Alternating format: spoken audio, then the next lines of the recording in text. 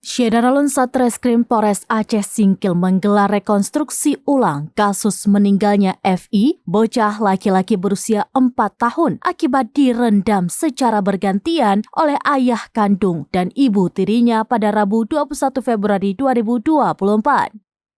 Adegan reka ulang itu mendapat perhatian warga hingga pada lokasi yaitu sebuah rumah kontrakan berkonstruksi kayu di kawasan Desa Ujung, Kecamatan Singkil.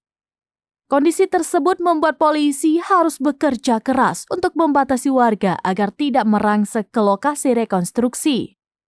Garis polisi pun dipasang agar warga tidak terus mendekat. Tidak cukup itu, personel polisi harus membuat pagar betis untuk mencegah warga menerobos.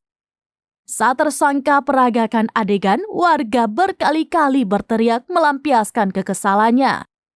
Kapolres Aceh Singkil AKBP Suprihatianto mengatakan rekonstruksi atau reka ulang dilakukan agar penyidik mendapat gambaran untuk peristiwa di tempat kejadian perkara.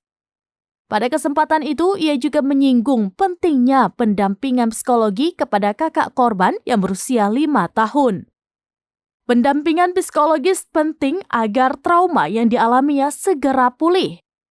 Sementara itu, lokasi rekonstruksi merupakan rumah kayu ukuran sekitar 4x10 meter.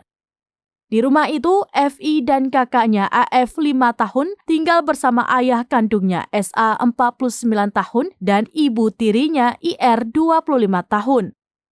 FI meninggal dunia akibat direndam dalam selokan kolong rumah secara bergantian oleh ayah kandung dan ibu tirinya.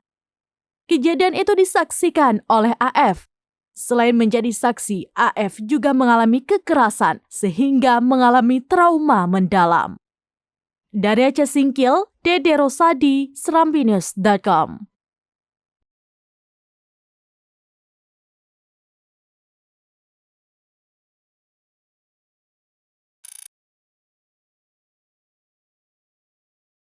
Download Tribun X sekarang. Menghadirkan lokal menjadi Indonesia.